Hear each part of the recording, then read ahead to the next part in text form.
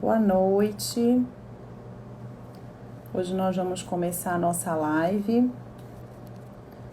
e nós vamos tratar da constelação sistêmica na mediação.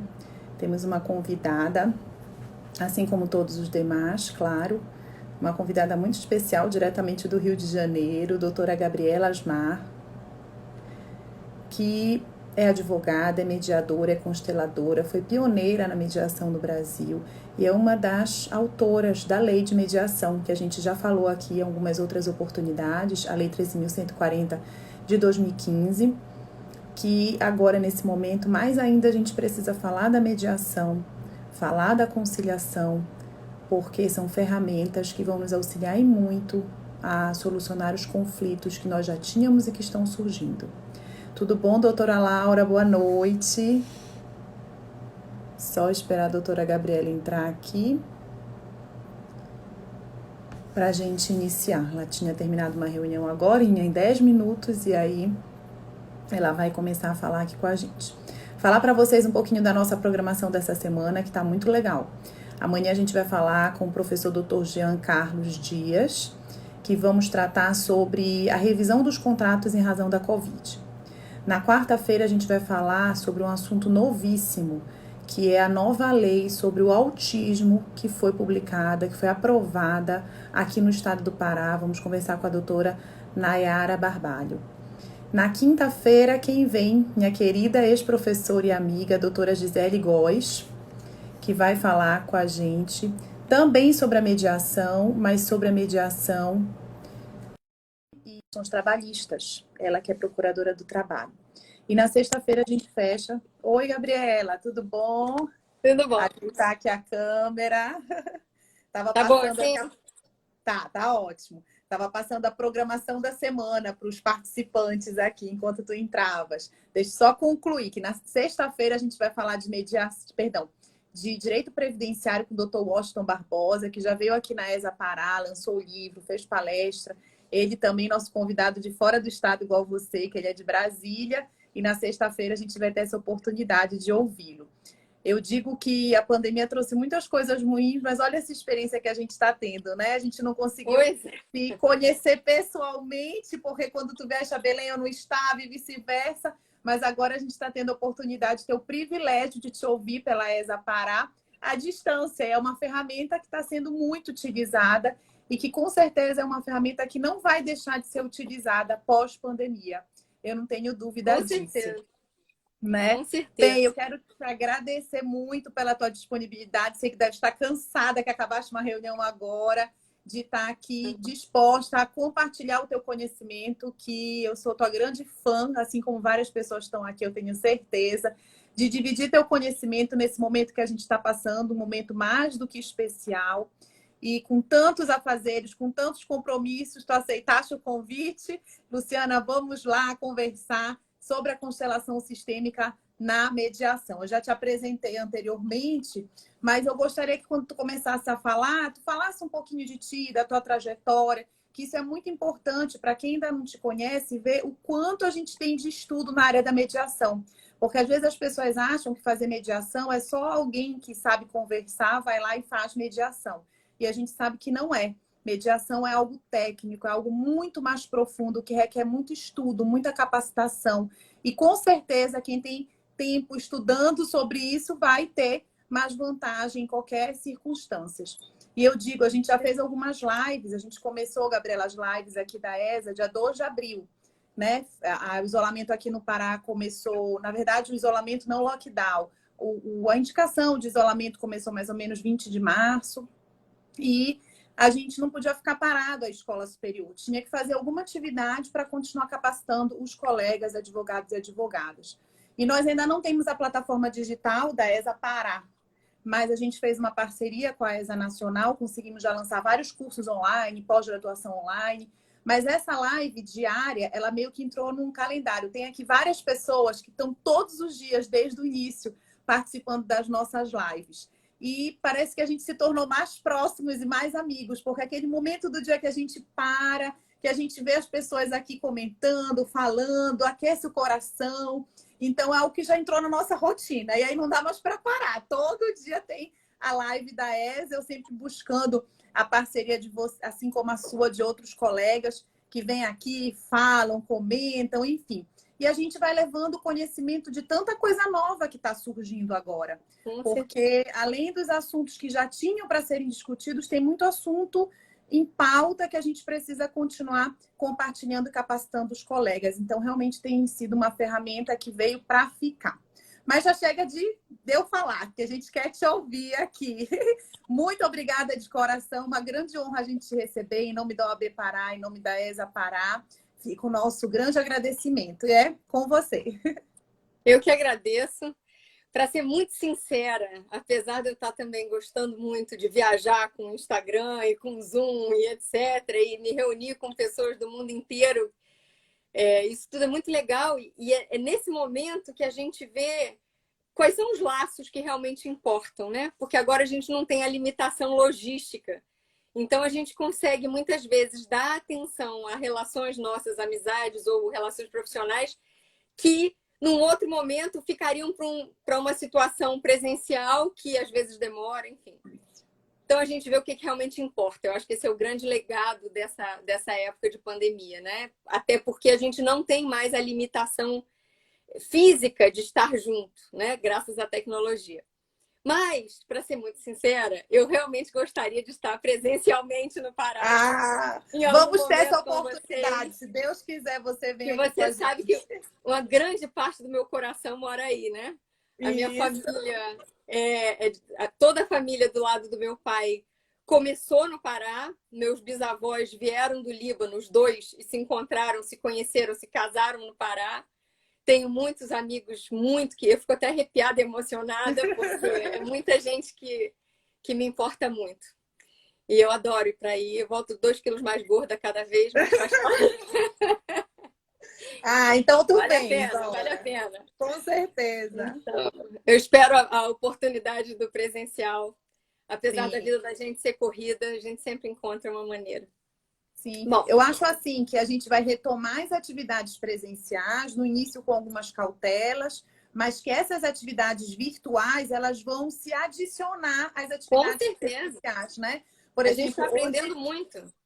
Hoje a minha máquina de lavar roupa quebrou e o técnico veio consertar. E aí ele veio de máscara e passar álcool e tarará, e ele à distância, ele disse, não, doutora, agora eu nem vou mais na empresa. Eles mandam tudo pelo meu celular, quais as visitas que eu tenho que fazer. Quer dizer, era um tempo perdido que ele tinha que ir na empresa, pegar o endereço de onde ele tinha que ir. Ele já vai direto. Quer dizer, são processos que vão mudar, sem sombra de dúvida.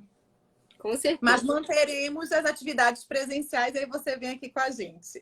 O ideal é a gente ter opção, né? Ter opção é uma benção. Isso tem tudo a ver com mediação. Eu comecei, como você pediu para eu me apresentar um pouquinho, né? Quando eu comecei a ser advogada, a buscar o direito na minha vida, primeiro eu fiz faculdade de engenharia. Porque eu não me via advogada. Porque o meu pai era uma pessoa extremamente inteligente, né? Porque era meu pai, não? Que inclusive era, né? Vindo daí de Belém. Mas ele era aquele advogado típico da época, né? Beligerante, que adorava fazer júri, enfim. E eu assisti aquilo tudo a minha vida toda e aquilo não fazia muito sentido na minha cabeça. Como eu, desde cedo, comecei a trabalhar muito cedo, e vendo a necessidade real de uma empresa, a briga não faz sentido. Nenhuma empresa, fora um escritório de advocacia, nenhuma empresa nasce para brigar, né? Ela precisa sobreviver apesar das brigas. Então, o quanto menor for a parcela de tempo dos seus executivos dedicadas a uma briga, tão melhor para a empresa, né? É um grande prejuízo parar para brigar, inclusive porque as relações são muito caras. Caras no sentido de dinheiro e caras no sentido de valor, né? O dinheiro que sai e o valor que entra, né? Então, eu não cabia na minha cabeça como é que eu vou dedicar a minha vida a alguma coisa que eu não quero que aconteça. E aí, eu fui fazer engenharia. E fazendo engenharia, eu me deparei com um filme de Hollywood que me fez pensar muito e eu saí meio... O nome do filme era Querem Me Enlouquecer e eu saí louca do filme. E fui fazer um filme da Barbra Streisand. E fui fazer um vestibular para direito, fiz. E busquei dentro do direito já olhar para um lado mais negocial, mais consultivo, para evitar a briga. E aí eu fui para os Estados Unidos em 99, 98, eu me formei em 99 lá. Em 98 eu comecei um mestrado, terminei em 99. E nesse mestrado eu descobri um texto que, assim, eu estudando processo civil americano, porque eu fiz um mestrado sobre direito consuetudinário para advogados formados em direito positivado. E o objetivo disso era lidar com arbitragem, que na época estava começando a decolar, que a lei é de 96, eu fui em 98, mesmo antes do Supremo declarar a constitucionalidade da opção pela arbitragem em detrimento do judiciário. A gente, no mundo corporativo, principalmente em contratos transnacionais, envolvendo empresas de diferentes países, a arbitragem pegou de cara, porque é uma solução óbvia, né? Não tem, imagina você ter que litigar, você faz um contrato com a Alemanha, você tem que ir para o judiciário alemão ou a empresa alemã vai topar vir para o judiciário brasileiro? É um caos, né? A arbitragem resolve muito desse problema da globalização. Então, eu comecei a ver muito contrato com cláusula arbitral. Eu falei, eu tenho que entender esse negócio. E aí fui para os... E muitos desses contratos usavam a lei de Nova York como base, exatamente porque é uma lei simples, é uma lei direto ao ponto, como é a mentalidade. E aí eu fui para lá estudar o direito consuetudinário para poder negociar com advogados americanos, não para sentar do outro lado da mesa. E aí, estudando processo civil americano, tinha um parágrafo que falava sobre os métodos alternativos, que era arbitragem e mediação. Foi a primeira vez que eu li sobre mediação. E a frase era assim, é um método que busca soluções que possam ser aceitas por todos os envolvidos. E eu falei, é o que eu busco. Eu não sabia que tinha um nome. E aí, a partir dali, eu comecei a fazer tudo o que eu podia. Eu nem fui para uma faculdade especializada em mediação. Eu fui para a Faculdade de Nova York, que é maravilhosa, mas que não era a top nesse assunto. Na época, né? Se eu já tivesse isso em mente, eu teria ido para outra. Inclusive, no próprio Nova York tem Columbia, que na época era mais focada em mediação até do que a própria NYU. Mas, enfim, eu estava lá e aí eu fiz e descobri isso logo no início do curso, graças a Deus, e desde então eu foquei todas as matérias que eu podia para essa área e fui, no final desse ano de mestrado, eu fui trabalhar num escritório de advocacia grande, aqueles típicos escritórios americanos que a gente vê em filme, e o sócio de litigation, né, de litígio, era fã da mediação. Inclusive, hoje, esse mesmo ser humano é um dos mediadores do GEMS, que é uma entidade da qual eu fui fellow anos depois. Eu estive no GEMS, fui fazer um curso de mediação em Nova York. Nós fomos na NYU, na Columbia, no GEMS. Receberam a gente. Muito bacana. Um dos mediadores do GEMS hoje em dia era esse sócio que na época era sócio de um escritório de advocacia e era o top da área de litígio, mas levava casos para a mediação. Então, eu bati na porta dele com a cara de pau brasileira que Deus me deu e pedi para acompanhar as mediações que o escritório ia como advogado, né? Então, o escritório como advogado, advogando em mediação.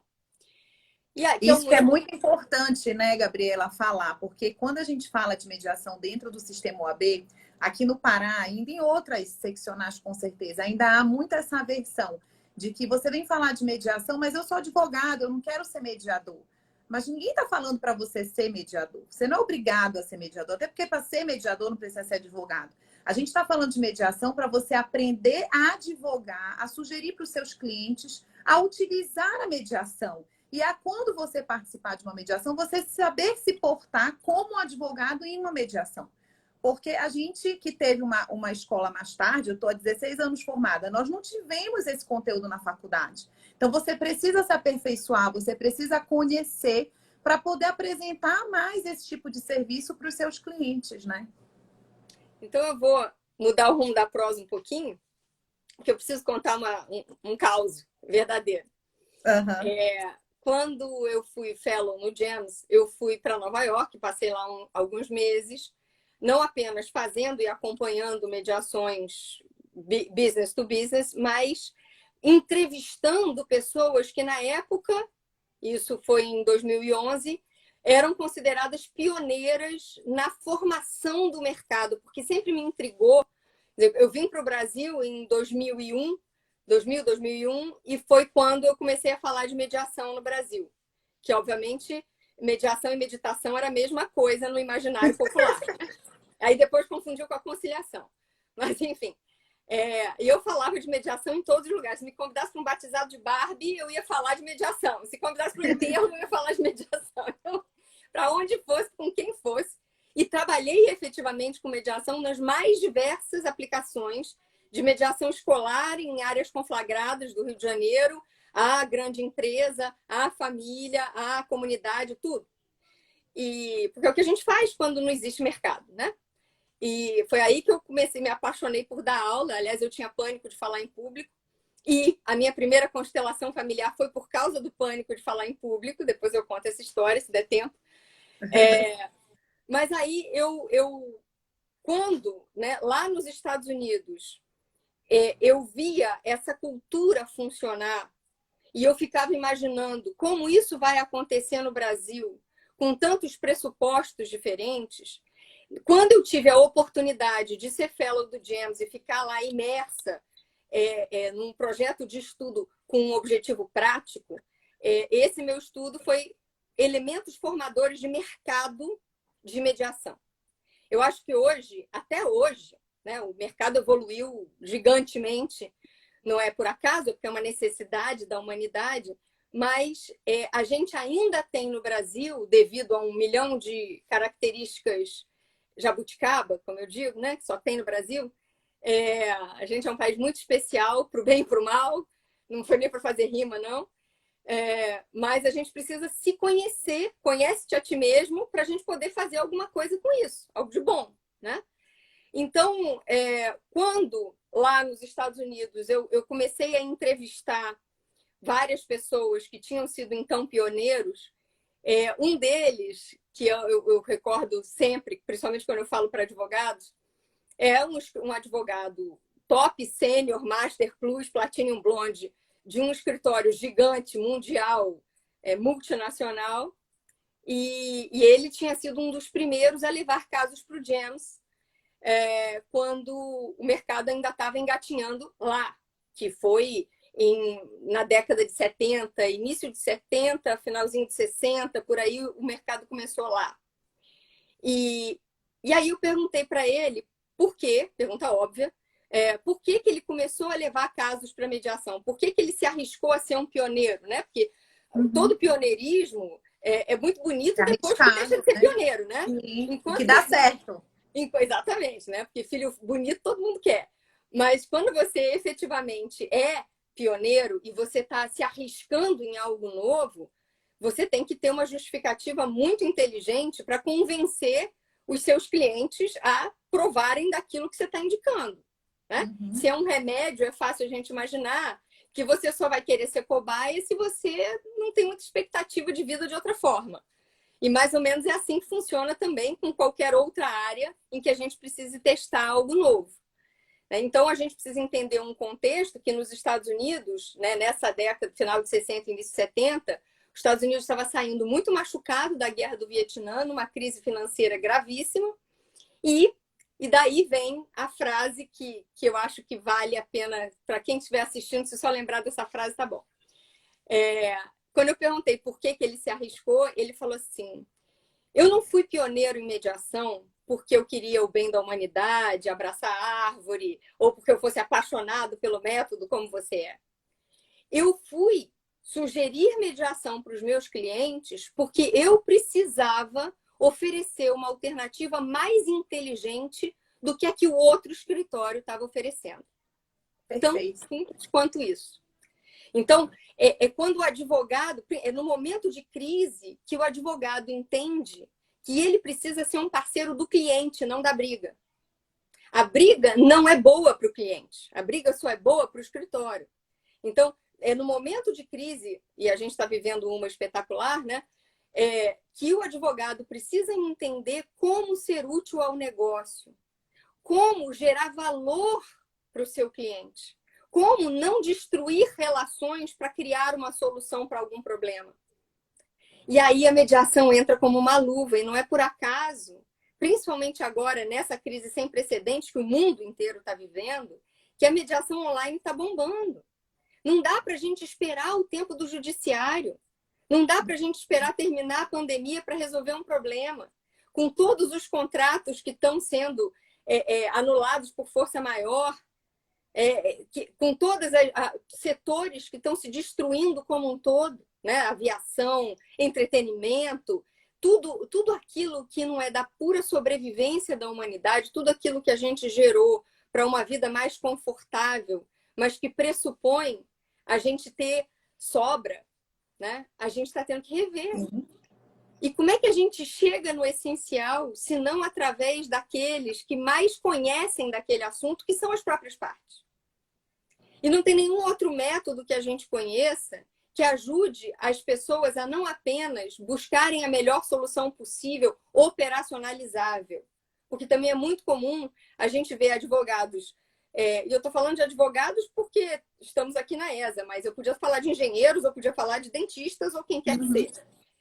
Pensarem em soluções que são lindas, de acordo com a técnica da sua área, mas que para aquele cliente, naquela situação, pode ser totalmente alheio ao que ele tenha efetivas condições de conseguir. Porque aí eu já estou entrando até um pouquinho no linguajar da constelação, né? A gente precisa ter muito claro a diferença entre poder e conseguir. Tecnicamente, a gente pode tudo, mas a gente consegue tudo?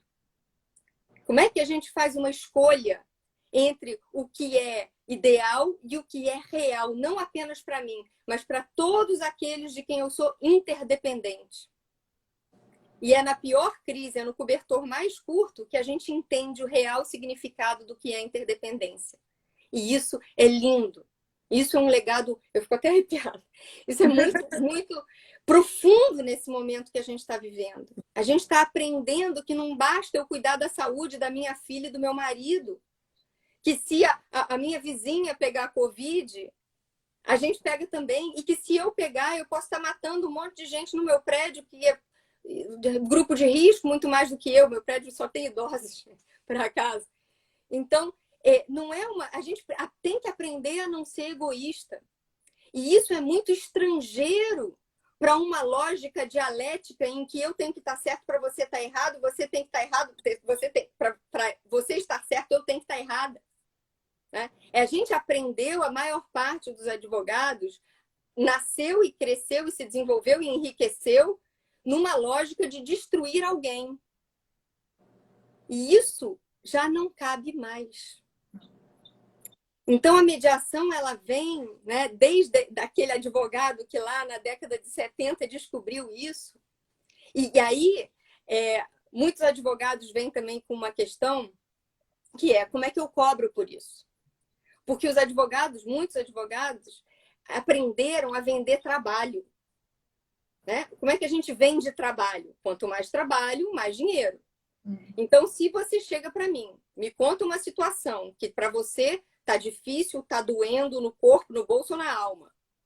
Né? Se não tivesse doendo agudamente, você não ia estar pensando em pagar meus honorários sequer para a primeira consulta. Né?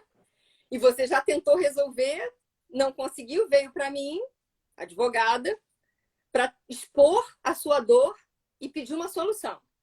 É claro que todo mundo quer, de uma forma, vou dizer aqui já trazendo da constelação, infantil, que alguém resolva o seu problema. Alguém me salva, por favor.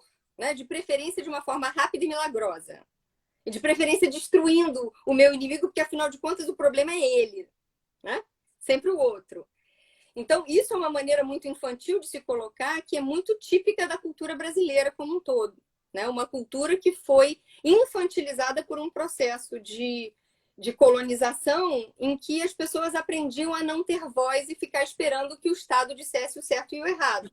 Fazer isso. Então a gente se acostumou com isso. Então a gente vai para o papai juiz, para o papai Estado e diz assim, resolve o meu problema porque ele é mau, né? E eu sou boa, então você tem que dizer que eu estou certa e que ele está errado.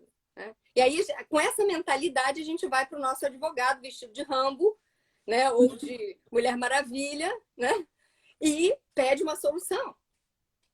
E esse advogado, ele pode botar a maior lenha na fogueira e dizer assim, não se preocupe, o seu caso é difícil, mas eu sou o melhor advogado, expert nesse assunto, eu vou resolver isso, você vai ganhar, você tem um bom direito, fumus boniuris, periculum in mora, todos os vocabulários lindos, e eu vou te salvar. Né? Então você fica tranquilo, você vai para casa, você continua bebendo seu uísque e relaxa que eu vou cuidar disso. E isso vai te custar 10 mil moedinhas. Né? Porque eu vou trabalhar 10 anos para resolver isso, né? Considerando todos os prazos do nosso judiciário. Então, 10 mil moedinhas é um valor razoável por tanto trabalho, certo? Aí tem uma audiência de mediação. E você vai para a audiência de mediação, porque tem que ir, porque foi convocado, porque o judiciário mandou. Chega lá e resolve o problema. Em 2 meses. Né? Em 2 meses, porque levou 2 meses para a tua audiência, mas na realidade você resolveu em um dia.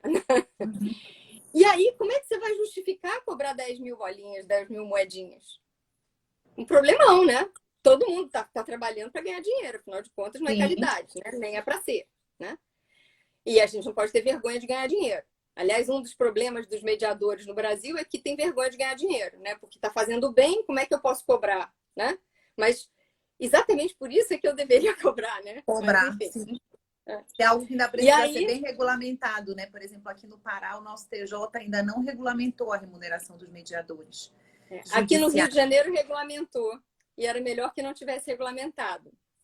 Porque o valor hora de uma mediação homologada, né? Tinha que esperar homologar, era de R$ 34. Não era nem valor hora, era o valor da mediação. Da sessão. Então, quando eu fazia mediação com os meus alunos e tudo aqui no TJ, eu fiz a primeira mediação que aconteceu no Tribunal do Rio, foi em 2007. E desde então fiz com alunos em supervisão. E aí eu fazia questão de assinar, dizendo muito obrigada, eu prefiro trabalhar de graça. Porque não é que eu esteja rasgando dinheiro, muito pelo contrário, mas realmente, por esse valor, é mais digno trabalhar de graça. Mas, enfim. Mas isso é uma outra questão, isso dá uma live inteira, tá? Eu teria muito a falar sobre isso. Mas o que eu quero chegar é tudo uma questão de por que ângulo a gente olha. Se eu estou vendendo trabalho, a mediação é um problema para mim. Porque eu vou conseguir um resultado muito mais rápido, portanto, com menos trabalho. Né? Mas vamos entender o que é trabalho. Se a gente der voltar atrás, né? E vamos lá para a reunião, para nossa primeira reunião com o nosso cliente, ele expondo a situação dele, a gente dizendo o que a gente pode fazer por ele. E aí eu explico que aquela situação é delicada, mas que a gente vai resolver, não sei o que lá. E eu posso dizer para ele, olha, tem 2 caminhos, né? Tem um caminho que dá muito trabalho e que eu vou trabalhar muito, mas a gente vai ganhar, ou eu tenho uma grande expectativa de ganhar e etc. E vai demorar mais ou menos uns 10 anos e vai te custar 10 mil bolinhas. Mas tem um outro caminho em que é possível, eu não posso garantir, né? Porque depende do outro lado, que depende de uma série de fatores, mas existe uma grande probabilidade da gente resolver esse problema em 2 meses, 3 meses. Qual que você prefere? Né? Se o cliente efetivamente tem um problema que ele quer resolver, que ele precisa resolver, o que vale mais? Mas na segunda hipótese, eu estou vendendo solução, eu não estou vendendo trabalho. É uma diferença conceitual que faz toda a diferença. Então, a gente precisa também se colocar de um lado, né? Porque por que a mediação é mais rápida e mais barata? Barata, entre aspas, porque eu não gosto de chamar de barata, porque parece que não tem valor, né? Isso. A mediação, ela é menos custosa porque ela gera menos necessidade de se armar para alguma coisa que a gente não quer que aconteça. É claro que o advogado precisa se preparar com toda certeza para uma reunião de mediação. Ele precisa ele precisa criar uma lógica, não apenas na cabeça dele, mas também na cabeça do cliente. Ele precisa preparar o cliente para toda uma estratégia negocial que vai acontecer. É uma negociação assistida. Sim. Só que ele não precisa desenvolver todas as peças que o contraditório e a ampla defesa requerem. Então, por isso que o processo é mais rápido e menos caro. Porque ele vai botar valor naquilo que tem valor e não naquilo que você não quer que chegue a acontecer. Então, é literalmente uma mudança de direção. Né? A gente entra numa mediação para olhar para frente. O que aconteceu atrás precisa ser compreendido, mas só até a página 5. Só para eu saber por que eu estou aqui. E depois eu olho para frente, aonde eu quero chegar. O que eu não quero repetir. Então, é um foco muito diferente. E isso, você gostaria de fazer outra pergunta ou eu posso seguir? Pode seguir, daqui tá ótimo. O pessoal está todo elogiando aqui. Eu não estou prestando atenção nas... Depois você me conta. Porque... interagir. A doutora Ana, inclusive, está dizendo, mediação é econômica, tanto no financeiro, mas principalmente no emocional. Exatamente. Né? Porque a gente fica 10 anos naquela angústia, esperando o que vai ser o resultado do meu processo, o que não vai ser. Saiu um despacho, saiu não sei o quê, a gente fica desesperado. E aqui a gente também economiza nesse tempo as angústias e a emoção, né? Pois é, mas a gente tem que lembrar, tecnicamente está perfeita essa colocação. Na prática, muitas vezes a gente tem um desgaste muito grande, que é, como eu chamo, é o desgaste dos corajosos. Mediação é para quem quer resolver, para quem está disposto a arregaçar as mangas e não apenas pedir, mas se responsabilizar por entregar a sua parte. E reconhecer a sua parcela de responsabilidade no que aconteceu. E eu estou falando responsabilidade porque eu não quero falar culpa. Uhum. Porque culpa não vai ajudar ninguém. Culpa imobiliza. Responsabilidade mobiliza. Responsabilidade te coloca para frente, né? Então, mas olhar para isso é muito duro. Se você já está há um tempão tentando resolver um assunto com alguém que te feriu, que te machucou, que você amou, que você ama, quanto mais você ama, mais te dói a situação. Não é fácil. E não dá para prometer que vai ser fácil. A gente não sai de um matar ou morrer para vamos nos abraçar e tá tudo bem. Né? Tem um percurso aí que é muito duro e que requer um envolvimento pessoal das partes que no processo é muito fácil terceirizar. Eu nem vejo o meu oponente, é facílimo eu me esconder atrás da pilha de papel e da coraça do meu advogado Rambo ou Mulher Maravilha. Né? Então, quando eu me disponho a ir para uma mediação, eu tenho que estar ciente, o meu advogado tem que ter me preparado de tudo que eu vou enfrentar. Eu vou sentar diante da pessoa que me magoou, diante da pessoa da qual eu eventualmente tenho vergonha de ter magoado. Eu vou ter que reviver todo o meu calvário que eu passei até ali e vou ter que estar tomando isso em nome próprio. Então, uma das coisas que eu achei interessante quando eu voltei para o Brasil, né? E depois, aqui já no Brasil, eu fiz um mestrado na Argentina e também pude fazer mediação, acompanhar a mediação na Argentina. Uma das diferenças mais marcantes, a meu ver, é o nível de prontidão, né? Prontidão no sentido de estar pronto das pessoas para decidir. Decidir que eu sou a decisora da minha vida. E que eu não vou delegar para o juiz, para o Papa Francisco ou para quem quer que seja, as rédeas da minha vida e daquilo que acontece e afeta a minha vida e a dos meus. E isso requer muita maturidade. Não é para qualquer um, não é fácil. Não. E aí, o advogado precisa, sim, nessa hora, ser o melhor amigo do cliente, né? Melhor amigo no sentido de confiança, de construção de confiança, porque muitas vezes o advogado vai fazer o filtro entre eu brinco, é uma poesia de Edgar Morin que fala sobre o Homo sapiens e o Homo demens que todos temos dentro de nós, né? Que basicamente é o nosso racional e o nosso emocional. Então, o advogado muitas vezes vai se fazer de escudo para que eu não vomite uma besteira, né? Uma emoção forte que sai na hora errada. Então, o advogado vai precisar estar do meu lado para fazer essa racionalização que eu, naquele momento, por estar envolvido em profunda emoção, não sou a melhor pessoa para fazer. Ao mesmo tempo, ele não pode impedir que eu expresse aquilo que efetivamente é importante para mim, mesmo que não seja o juridicamente mais inteligente. Então, tem toda uma adaptação que precisa ser feita nesses papéis de advogado e cliente, que requer uma preparação que a maioria dos advogados nunca ouviu falar. E vai ter gente que tem perfil para isso, e vai ter gente que não tem, e está tudo certo. Isso. Então, por exemplo, uma estratégia que era muito usada nos Estados Unidos, nos escritórios de advocacia, e como eu estava dizendo, né, a gente tem pressupostos muito diferentes de formação de mercado. Nos Estados Unidos, você tem uma realidade muito nítida, que é o custo de entrada no judiciário. No Brasil, entrar no judiciário é barato. O que é de caro é sair. Só que é aquela história do boi e da boiada, né?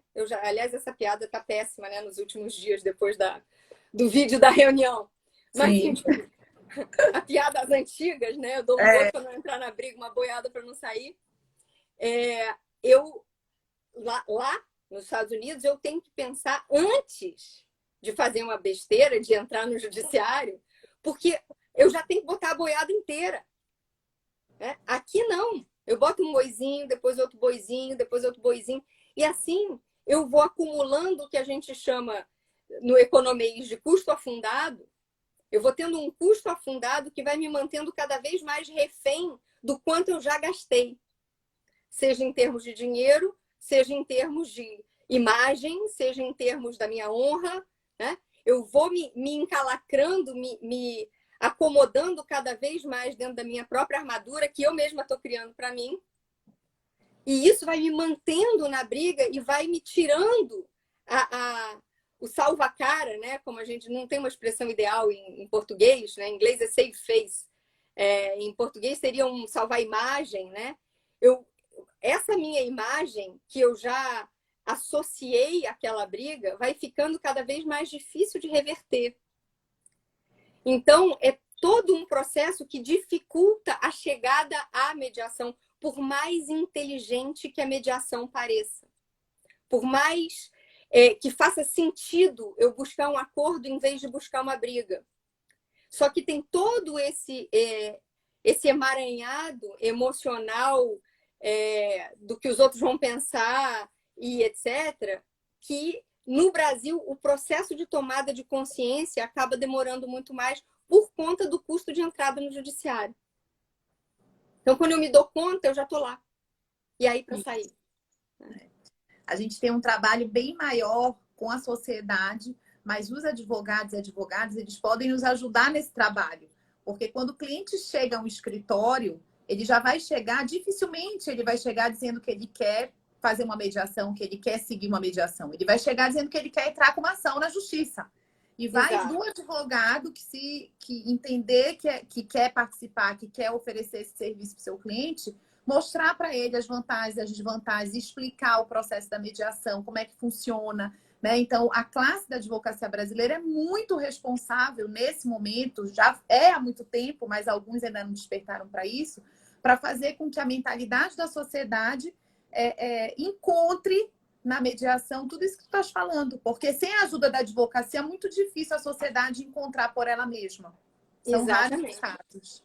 Além da advocacia, a gente perdeu uma oportunidade histórica, né, com a lei.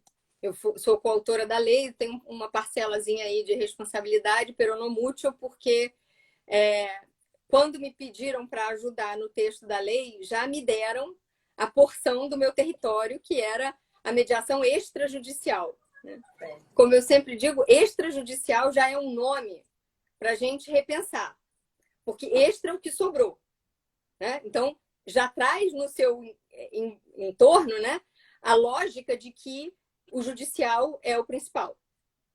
E a mediação privada é o que sobrou, né? E aí, o que dava para fazer nisso, né? Então, a gente tem países como a Argentina e a Itália, são países porque a cultura é próxima da nossa, e tem tantos outros, né? Esses eu conheço melhor, que a mediação no mundo privado é obrigatória como requisito pré-processual. Então, para você entrar no judiciário, você tem que comprovar que você já tentou uma mediação e não conseguiu um acordo. Uhum. E aí, para isso, você tem todo um sistema, que é completamente diferente na Argentina e na Itália, mas você tem todo um sistema de verificação de se isso aconteceu ou não aconteceu e por quê, né? E com que requisitos também de como o mediador privado cobra por isso, que tipo de certificação precisa ter, enfim. Isso é todo um sistema, né? E para isso a gente precisa ter a bendita visão sistêmica. Isso que eu ia te falar. Vamos entrar agora, porque a gente só tem 20 minutinhos. Tá tão bom, tanto conhecimento bom que estás passando para a gente que eu não queria te interromper. Então, e eu me empolgo, né? Então já viu.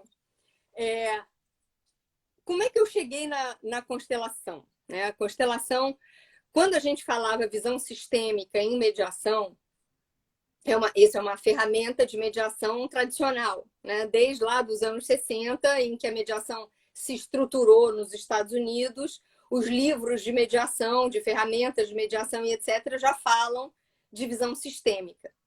Só que a visão sistêmica que a mediação utiliza, ela é intelectual, né? Como tudo, né? Isso é uma coisa que, por mais reflexiva que seja a mediação ou o mediador, aí a gente pode discorrer aí sobre todas as linhas de mediação, facilitativa, circular narrativa, mediação para coisa, enfim, isso tudo daí, para mim, a gente tem que saber tudo para esquecer tudo, né? E na hora fazer o que o cliente precisa. Essa é a minha linha. Eu acho que todas são importantes, depende de cada situação, né? E também do seu estilo de mediador, porque você, mediador, interrompeu aqui. Interrompeu, deu uma congelada. Voltou? Tá.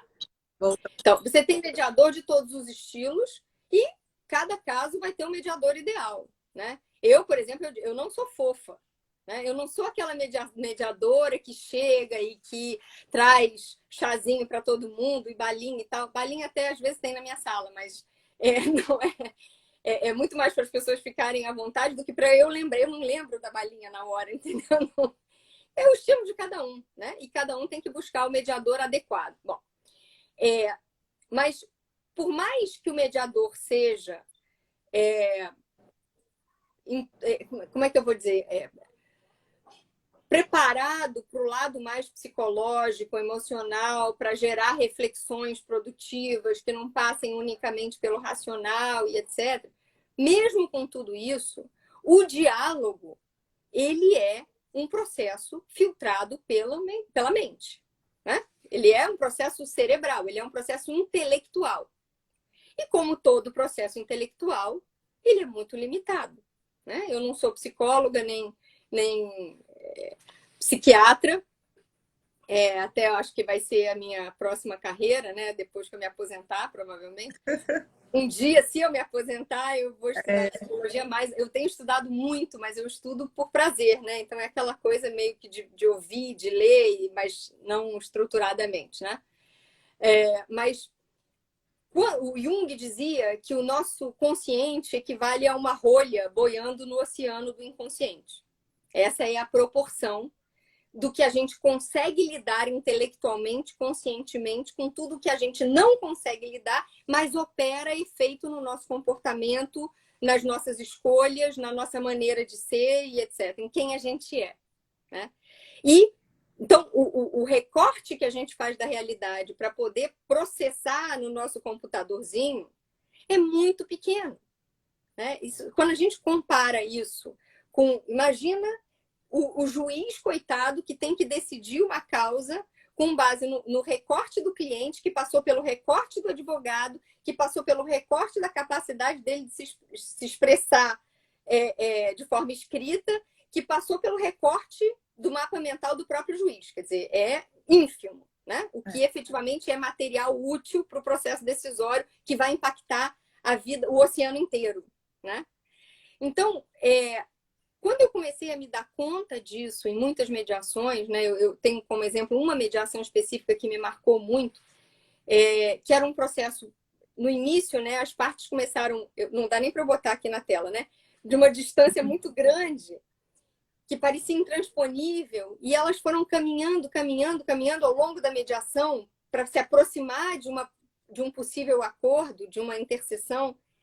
E quando estava a um passo desse acordo, a coisa degringolou. Degringolou não, estagnou, né? Simplesmente, daqui eu não saio, daqui ninguém me tira, e não conseguiam dar o último passo para fechar um acordo. E aquilo ficava comigo, né? A cada vez que eu fazia uma mediação que não tinha o acordo, porque quando a gente diz, o mediador é neutro, ele não pode ter interesse no acordo, mas, sabe, eu estou botando meu tempo, minha energia nisso, eu quero, né, ser bem-sucedida, eu quero que as partes consigam aquilo que elas entraram para buscar. E tem situações em que você entende que o não acordo é um acordo, né? A não decisão é uma decisão. E por aí vai, isso com todos os seus meandros lógicos, inclusive, e não dá para a gente falar disso tudo. Bom, e aí, nesse caso específico, eu fiquei muito tempo pensando e digerindo, me perguntando o que eu não vi, o que eu não os ajudei a ver. E quando eu me lembrei de uma situação em que eu tinha sido constelada várias vezes, né? Como eu mencionei aqui, a minha primeira constelação foi para o pânico de falar em público. E quando eu comecei a trabalhar com mediação, eu precisava dar aula porque era a única coisa que pagava, né? Não existia mercado. E aí eu tive que me deparar com isso. Eu, como advogada, além de eu não ser uma advogada litigante, né? Eu trabalhava muito mais como parecerista, né? como consultora e como negociadora. Eu nunca tive problema de falar dentro de uma sala, mesmo que fosse só homens e eu na sala, que era muito comum. Mas a questão era subir num palco, pegar um microfone e falar em público, ou imagino que a gente está fazendo aqui, que eu nem sei quem está assistindo, né? E aquilo era um terror. Eu, com 10 minutos de antecedência, meu coração já estava do lado, meia hora, já estava do lado de fora da boca, a boca seca, o maxilar travado, e ninguém percebia. Só eu. E eu sabia a enxaqueca que isso me dava depois. Então, quando eu comecei a ter que me expor e ter que dar aula, eu falei, eu não vou aguentar assim. Eu preciso resolver essa trava, eu preciso soltar o freio de mão, porque senão eu vou me esfolar. E fui fazer uma constelação. E o que era lindo da constelação é que, como eu disse, meu pai era um advogado litigante e eu admirava, mas eu não queria ser igual a ele. Se eu passasse 30 anos em terapia falando sobre esse assunto, eu ia passar 30 anos falando do meu pai, com toda certeza.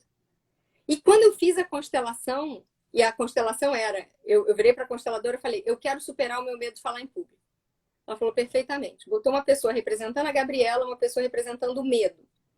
A pessoa que representava a Gabriela começou a descrever o que eu sentia no corpo. Eu falei, como pode ser bruxaria? Porque eu não contei nem para a consteladora. E a pessoa que representava o medo, ela, assim, botou as duas assim, né? Eu tô até com os bonequinhos aqui para mostrar, digamos que fosse assim, né? Bonequinhos assim, né? Um de frente para o outro. A pessoa que representava a Gabriela, descrevendo o que eu sentia no corpo, essa daqui virou as costas e saiu do campo e disse, eu não existo. Eu falei, como? Bom, enfim, a coisa se desenrolou de uma forma tal que o meu pai nem apareceu na constelação. Não figurou no cenário. Era uma situação totalmente voltada para a família da minha mãe, que se alguém me dissesse que tinha a ver com aquilo, eu ia mandar internar.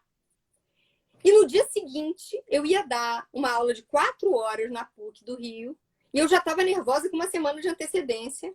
E no dia seguinte, eu nem lembrei que tinha coração. Foi a coisa mais divertida da minha vida, como até hoje é. Eu amo dar aula, eu saio energizada quando eu dou aula. E aí eu falei assim, constelação lida exatamente com aquilo que a gente não conseguia ver sozinho. Essa é uma ferramenta para mediação. Perfeito. E aí eu comecei a fazer, por isso até que eu estou com os bonequinhos aqui que eu trouxe para mostrar, em reuniões de mediação, obviamente na reunião privada, né? Eu jamais expondo essas situações às pessoas diante um do outro. Eu comecei a levar cristalzinhos que eu tinha em casa, sabe? Esses cristais que você compra aqui no Rio, é muito fácil encontrar em qualquer feira hippie, qualquer, né?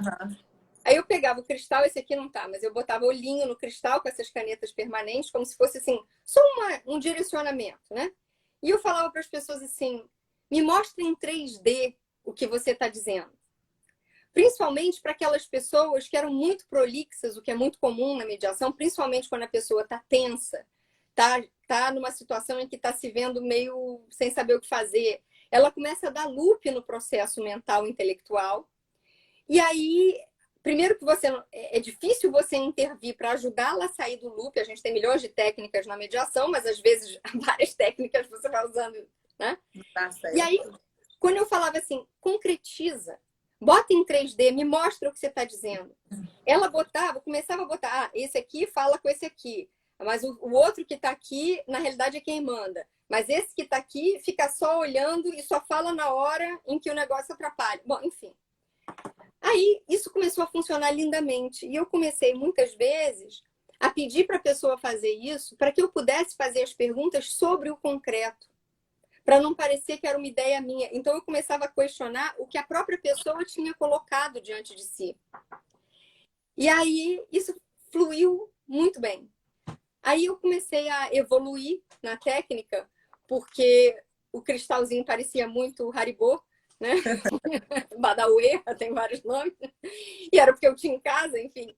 E aí eu comprei esses bloquinhos aqui em loja de brinquedo de criança. Né? Tem vários formatos, assim, né? Enfim. E aí, principalmente com as empresas de engenharia, isso funcionava lindamente. Eles achavam mais barato. Né? Na realidade, um tijolinho, enfim. Até que eu fui finalmente fazer o curso de constelação. E aí comecei a constelar em reunião privada também com bonecos, né? Por isso que eu separei os bonecos. E tem vários, tem Playmobil, tem gente que usa várias coisas. Então, uma coisa é a gente constelar propriamente dito, eu estou falando bem zipado porque eu estou olhando a hora, né?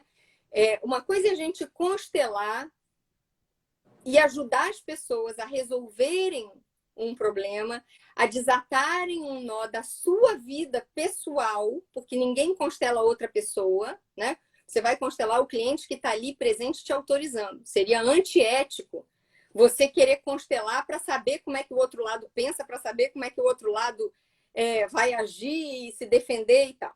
Então, você constela a pessoa em relação àquela situação que ela está trazendo. E ajuda ela, muitas vezes, a tomar uma decisão, a escolher dentre algumas opções que ela tenha, porque ela vai sentir a possibilidade no campo sistêmico. E é importante que a gente diga que o campo traz à tona, isso daria também muitas lives, o que o campo traz à tona não é um script, né? Tem muita gente que, por não conhecer profundamente a constelação, assiste e acha que aquilo é um teatro. Não é teatro, muito pelo contrário. O que ele traz é o que eu chamo de as outras inteligências. Então, a inteligência intelectual, ela não pode jamais ser esquecida, menosprezada, tirada de cena. Só que ela tem um lugar em que ela é a mais adequada, né? Como a gente fala em soluções adequadas, a gente também tem inteligências adequadas. E o que a gente vai ver no campo é o que as outras inteligências têm a dizer, que a intelectual muitas vezes bloqueia, porque ela se acha suficiente. Então, quando eu faço um trabalho sistêmico com as partes, cada uma numa reunião individual, eu ajudo elas a entenderem aonde está aquela bendita interseção negocial. E aí, se eu for para a mediação depois disso, para uma reunião conjunta, eu já vou com as partes olhando para o lugar certo. Então, eu consigo ser muito mais eficiente e proteger as partes muito mais de uma exposição que talvez não vale a pena. Sim. Porque tem situações em que efetivamente não existe solução negociável, ponto. E isso precisa ser encarado como uma realidade também. E quanto mais a gente desgasta as partes para eventualmente conseguirem resolver em mediação e elas não conseguem, na realidade a gente está piorando a situação delas enquanto seres que vão ter que conviver depois dali. porque traz mais desgaste, traz mais descrença, né? Claro. Então, a constelação ajuda a gente a preparar as pessoas para o que vai ser esse encontro, aonde, se acontecer um encontro, elas já vão muito mais preparadas para olhar para o lugar certo, onde efetivamente tem alguma coisa que elas precisam tomar uma decisão a respeito. Perfeito. E a constelação, ela pode ser trabalhada, que tu falaste aí, em duas vertentes. O mediador utilizando a constelação nas sessões privadas e também o Provavelmente tem que ser advogado. constelador, né? Tem que ser com a Isso. E o advogado também pode utilizar esse serviço no seu escritório. Também pode fazer parceria com consteladores para conversar com seus clientes, para preparar os seus clientes para a sessão de mediação. É um plus ainda maior nesse serviço que viria a ser oferecido, né, nos escritórios. Com certeza. E quando você usa, né? Hoje a gente tem aí uma linha toda de direito sistêmico que está despegando, né? O advogado que pode entender sistemicamente a dinâmica que o cliente está trazendo de uma forma emocional, ele pode, com muito mais probabilidade, ajudar esse cliente a olhar para o lugar certo e a entender o que é real, né? Qual é a implicação dele. Travou um pouquinho. Voltou. Então, o advogado ele pode ajudar o cliente a ter expectativas muito mais realistas e, consequentemente, ficar muito mais satisfeito com o resultado que vier. Ele não vai prometer mundos e fundos, porque ele está olhando para o ser humano com tudo aquilo que ele traz. Perfeito, Gabriela. A gente tem 4 minutinhos aqui ainda. Dá tempo da gente se despedir com calma, mas assim, um monte de elogio aqui para ti. Tua fala é assim contagiante. O tempo passa e a gente nem vê. Demonstra todo o gabarito, toda a competência, todo o arcabouço, né, que tu tens no assunto que a gente está conversando. Temas, como tu falaste, em 97 foste estudar, conheceste a mediação, lá se vão o quê? 20 anos? Por aí, né, mais ou menos? Mas, eu parei de contar. Parei de contar esses anos. Mas, infelizmente, é um assunto que, olha o tempo que já está no mercado, e aqui, principalmente no Pará, eu posso dizer que pela minha realidade, infelizmente, ainda não está sendo um assunto abraçado como deveria ser. Mas a gente faz a nossa parte. Eu sempre falo, eu também sou apaixonada da mediação, a gente já conversou em alguns momentos sobre isso, escrevi minha tese de doutorado em mediação, meu livro, tudo. E sempre que eu tenho oportunidade que me convida, eu quero falar de mediação, porque eu acho que a gente faz o nosso papel plantando uma sementinha. Porque com certeza já passou por aqui mais de 100 pessoas. E essas pessoas, o que ouviram, com certeza sai um brilhinho no olho, vai procurar entender, ler alguma coisa a mais, vai se instigar. Alguns vão passar e não vão perceber. Mas que uma sementinha seja plantada dessa nossa conversa, já vale a pena a nossa missão. Com certeza. Nessa live. Com certeza. Bem, Gabriela, muito obrigada. Se tiver obrigada. Alguma coisa que eu possa ser útil, se tiver alguma dúvida que vocês queiram me manda pelo WhatsApp. Só que eu vou mandar resposta de voz, tá? Porque o tempo é meio complicado. Pode deixar. Então, já fica aberto aí, pessoal que está nos ouvindo. Pode mandar para o Instagram da ESA. Quem tiver dúvida, que eu encaminho para a doutora Gabriela. Ela eu retorno para vocês. Muito obrigada. Obrigada quem esteve aqui com a gente. Mais uma live aqui da ESA. Amanhã eu espero vocês às 19 horas. A gente vai falar já de um assunto mais pesado, porque é revisão de contrato em razão da Covid. Hoje foi um assunto maravilhoso, mas tem que ser falado também, porque esses contratos também podem ser resolvidos através da mediação. Da mediação, exatamente. Né? Um grande beijo de coração. Muito obrigada, Gabriela. Muito obrigada. Eu agradeço muito e meu coração está aí com grande energia. Com certeza, você vai estar aqui conosco pessoalmente quando tudo isso acabar, se Deus quiser. Um beijo grande, boa noite. Tchau. Tchau.